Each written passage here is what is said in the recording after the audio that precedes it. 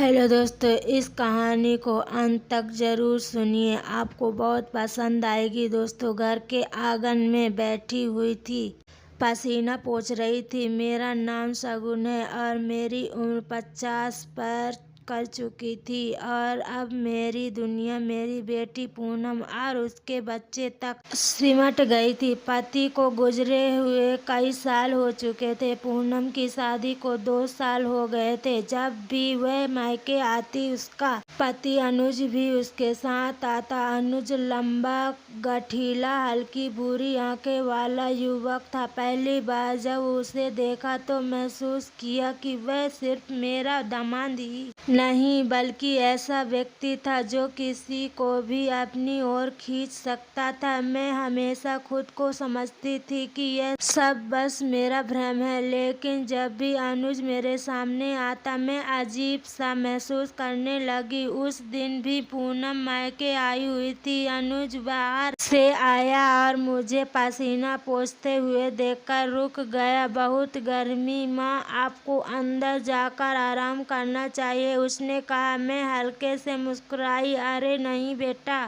काम तो करना ही पड़ता है, मैं पंखा लाता हूँ, कहकर वह अंदर गया और हाथ में बड़ा सा पंखा लेकर लौटा। उसने मेरी ओर बढ़ाते हुए कहा, इसे पकड़ लीजिए, आराम मिलेगा। मैंने हंसकर उसे देखा तो लेकिन चलाने की हिम्मत नहीं हो रही। तो मैं ही चला देता हूँ, वह मुस्कुराया और मेरे पास बैठकर पंखा झेलने लगा। ठंडी हवा लगते ही मेरी आंखें हल्की सी बंद हो गई, लेकिन मन ही और भटकने लगा। अनुज बहुत करीब था, उसका हाथ बार बार मेरे गालों के पास आ रहा था। 1-2 बार उसकी उंगलियां मेरे गालों को छू गई थी, जिससे मेरे बदन में अजीब सी सिरहान दौड़ गई। अब थक गई होंगी, अनुज ने धीरे से कहा। मैंने नजरें चुरा ली और उठने लगी, लेकिन उसने हल्के से मेरा हाथ पकड़ लिया। आपको आराम करना चाहिए माँ, उसके शब्द में एक ऐसा था जिससे मेरा दिल और तेजी धड़क उठा। शाम को अचानक घने बादल छा गए और बारिश शुरू हो गई। मैं बरामदे में खड़ी होकर बारिश का आनंद ले रही थी, तभी अनुज आ गया और बोला, माँ आपको बारिश पसंद है? मैं हंस पड़ी। बहुत पहले जब उम्र छोटी थी तब भीगने का बहुत शौक था। अनुज ने मुस्कुराया। तो आज फिर से बच्चों की तरह भीगने का मन है क्या? मैंने उसे देखा, उसकी आंखों में वही चंचलता थी। अब उस उम्र में भीगने की जरूरत नहीं बेटा, मैंने हल्के से कहा। क्यों माँ, क्या कोई उम्र होती है भीगने की? उसके लहजे में हल्की शरारत थी। मैंने उसे झूठ मूठ घूरा। ठीक है बैठो, मैं तुम्हारे लिए चाय बना देती हूँ। वह मुस्कुराया और अंदर चला गया। थोड़ी देर बाद जब लौटा तो उसकी शर्ट आधी भीग चुकी थी। एक बूंद उसकी जुल्फे से फिसली और उसकी गर्दन पर गिर गई। न्यास ही मेरी नजर वहां अटक गई। अरे माँ, आप भीग रही हैं, उसने अचानक कहा और अपने गीले बाल झटक दिए। ठंडी बूंदें मेरे चेहरे पर आ गिरी, जिससे मैं अंदर तक भीग गई। असहज होकर मेरी साड़ी का पल्लू ठीक किया और जाने के लिए मुड़ी,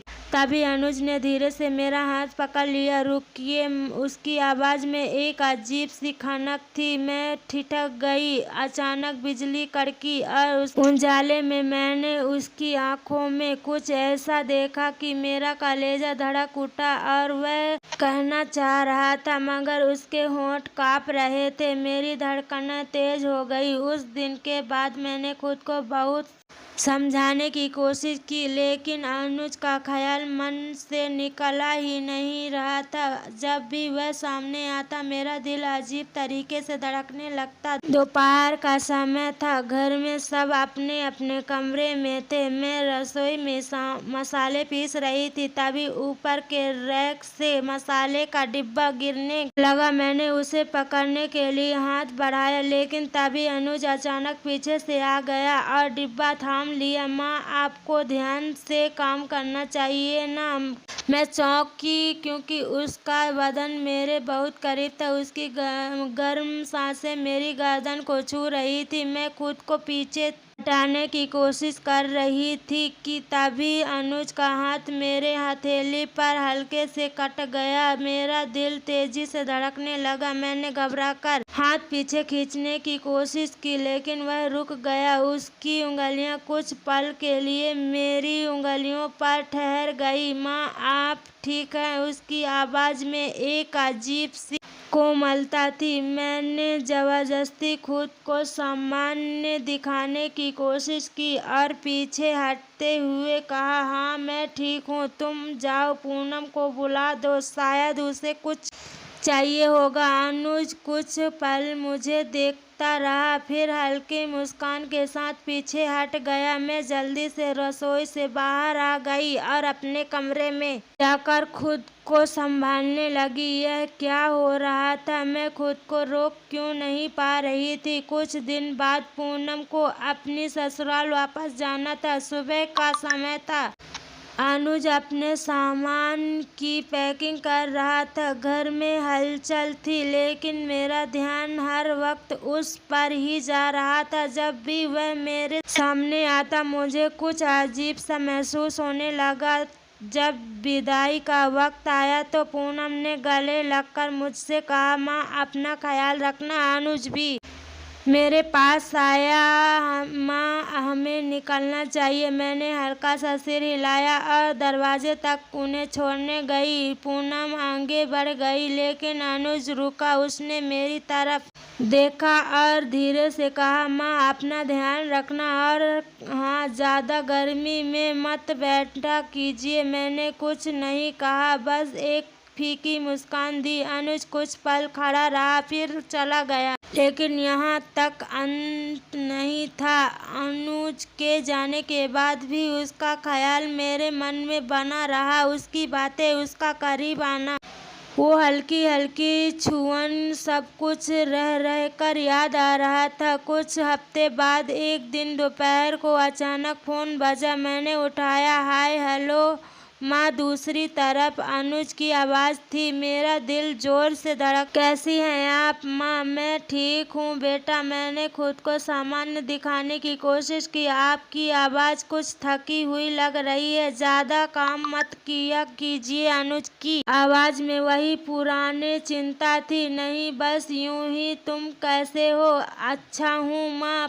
वह रुका, फिर धीमे से कहा, आपकी बहुत याद आती है। मेरे हाथ से फोन कांपते कांपते छूटने को हुआ। मैं कुछ बोलना चाहती थी, लेकिन शब्द गले में अटक गए। आप चुपचाप क्यों हैं? अनुज ने पूछा। कुछ नहीं, तुम अपना ध्यान रखना बेटा। मैंने किसी तरह खुद को संभालते हुए कहा और जल्दी से फोन कट कर दिया। लेकिन अब मैं खुद को और झूठ नहीं बोल सकती थी। कुछ था जो मुझे अनुज की तरफ खींच रहा था। अब वह सिर्फ एक भावनात्मक लगाव नहीं रह गया था, क्या कुछ और था, कुछ गहरा, कुछ जिसमें खुद से भी छिपा नहीं पा रही थी। अनुज को फोन कॉल के बाद मेरा मन बेहद विचलित हो गया। रात भर करवटें बदलती रही, मन में अजीब सी हलचल थी। क्या यह सिर्फ एक स्नेह था या फिर कुछ और? सुबह उठी तो लगा जैसे सब कुछ बदल चुका हो। सूरज वैसा ही था, घर वैसा ही था, लेकिन मेरा मन नहीं। हर काम करते वक्त अनुज का चेहरा आंखों में के सामने आ जाता। उसकी आवाज़, उसकी बातें, वो छू भर जाने वाली हल्की सी झंझनाहट, सब कुछ दिलो दिमाग पर छा गया था। कुछ दिन बाद गांव में एक बड़ा धार्मिक उत्सव था। पूनम और अनुज को भी बुलाया गया था। मैं उन्हें देखने के लिए बेचैन थी, लेकिन खुद को समझा रही थी कि यह गलत है। त्योहार के दिन पूनम और अनुज सुबह सुबह ही आ गए। पूनम तो घर के कामों में लग लग गई, लेकिन मेरी नजरें अनायास ही अनुज को ढूंढ रही थी। वह बरामदे में बैठा था, सफेद कुर्ते में। हल्की मुस्कान के साथ मैंने खुद को संभाला और उसके पास गई। कैसे हो अनुज? उसने मेरी तरफ देखा। उसकी आंखों में वही पुरानी गहराई थी। आपसे मिलकर हमेशा अच्छा लगता है माँ, उसने कहा, पर उसकी आवाज में कुछ और भी था, कुछ ऐसा जो सिर्फ मैं समझ सकती थी। मैंने नजरें झुका ली और जल्दी से किचन की तरफ चली गई, लेकिन मन वहीं अटका रहा। शाम का त्योहार की रौनक थी, सब लोग खुश थे, लेकिन मेरी बेचैनी बढ़ी जा रही थी। पूनम अपने दोस्तों के साथ व्यस्त थी और अनुज बरामदे में अकेला खड़ा था। मैं वहां से गुजरी तो उसने धीरे से मेरा नाम लिया। माँ, मैं रुक गई। आप मुझसे दूर क्यों भाग रही हैं? मेरे पैरों के नीचे जमीन खिसक गई। मैं क्या जवाब देती? ऐसा कुछ नहीं है, मैंने धीमी आवाज में कहा। अनुज एकदम आगे बढ़ गया। अगर ऐसा कुछ नहीं है तो मेरी तरफ देखिए और कहिए मैं की गलत सोच रहा हूँ। मैंने हिम्मत करके उसकी आंखों में देखा। वह नजरों से मुझे पढ़ रहा था, जैसे मेरे भीतर छुपा हर एहसास को जान चुका हो। मैंने कुछ कहने के लिए होंठ खोले, लेकिन आवाज नहीं निकली। अनुज ने हल्के से मेरा हाथ थामा। आप भी महसूस करती है ना माँ? उसके शब्दों ने मेरे अंदर कुछ तोड़ दिया। मैं चाह कर भी खुद को रोक नहीं पा रही थी। बाहर लोग हंस रहे थे, ढोल नगाड़े बज रहे थे, पर यहाँ मेरे और अनुज के बीच कुछ ऐसा था जो दुनिया की हर आवाज को दबा चुका था। उस रात त्योहार की हलचल खत्म हो चुकी थी। सब अपने अपने कमरों में सो चुके थे, लेकिन मेरी आंखों में नींद नहीं थी। मैं बरामदे में बैठी थी, हल्की ठंडी हवा चल रही थी और मन के भीतर एक तूफान उमड़ रहा था। तभी मैंने महसूस की कि कोई आहट हुई। मैंने नजर उठाई। अनुज दरवाजे के पास खड़ा था। हल्की रोशनी में उसकी आंखें और भी गहरी लग रही थी। अब भी जाग रहे हैं माँ? उसने धीमे से पूछा। मैंने सिर हिलाया। नींद नहीं आ रही थी। अनुज कुछ पल चुप रहा, फिर मेरे पास आकर बैठ गया। मैं बेचैन हो उठी, लेकिन खुद को संयम रखा। आप मुझसे भाग रही हैं माँ, पर क्यों?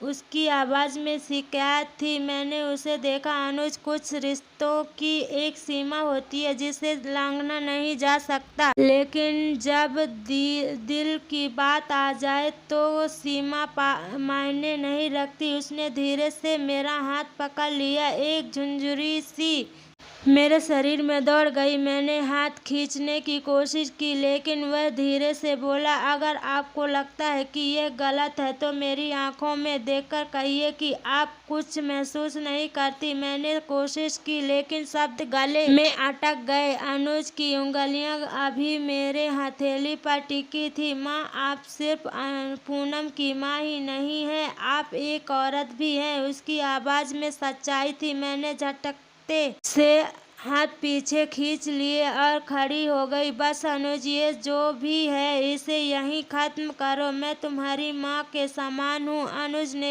एक लंबे सांस ली और धीरे से मुस्कुराकर, अगर यह सच हो तो आपके हाथ कांपते नहीं? जब मैं उन्हें छूता आपके दिल की धड़कनें तेज नहीं होती? जब मैं पास आता मैंने कुछ नहीं कहा, मैं बोल ही नहीं पाई। अनुज ने एक आखिरी बार मेरी ओर देखा और धीरे से कहा, मैं जा रहा हूँ माँ, लेकिन आप खुद से मत भागिए, आपने दिल से मत भागिए। वह चला गया। मैं वहीं खड़ी रह गई, एक तेज धड़कते दिल और बहते हुए आंसुओं के साथ। अब आगे क्या होगा? क्या शगुन अपने दिल की बात मान लेगी? क्या अनुज वाकई चला जाएगा, या फिर यह कहानी किसी और मोड़ पर जाएगी? उस रात के बाद अनुज के शब्द मेरे कानों में गूंज रहे थे, अपने दिल से मत भागिए माँ। मैंने खुद को समझाने की बहुत कोशिश की। यह सब गलत था, बहुत गलत। मैं उसकी सास के समान थी और वह मेरी बेटी का पति, लेकिन दिल ने जिस राह पर चलना शुरू कर दिया था। उसे रोकना मेरे बस में नहीं था। अगले कुछ दिन यूं ही बीत गए। अनुज और पूनम अपने घर वापस चले गए। घर फिर से खाली हो गया, लेकिन मेरे अंदर कुछ टूटा सा लगा था। कुछ हफ्ते बाद उस दिन दोपहर में अचानक अनुज का फोन आया। मेरा दिल जोर से धड़कने लगा। मैंने फोन उठाया। माँ, कैसी हो आप? मैं ठीक हूँ। मैंने सामान्य बनने की कोशिश की। आप झूठ बोल रही हैं, अनुज ने हल्के हंसी के साथ कहा। मैं आपको भूल नहीं पा रहा। माँ, आप मुझे सच बताइए कि आप भी मुझे याद करती हैं। मेरे होंठ कांपने लगे। मैं क्या जवाब देती, क्या कहती कि हाँ, मेरे हर पल तुम्हें याद करती हूँ, कि जब तुम पास नहीं होते तब भी तुम्हारी मौजूदगी मुझे महसूस होती है। अनुज ने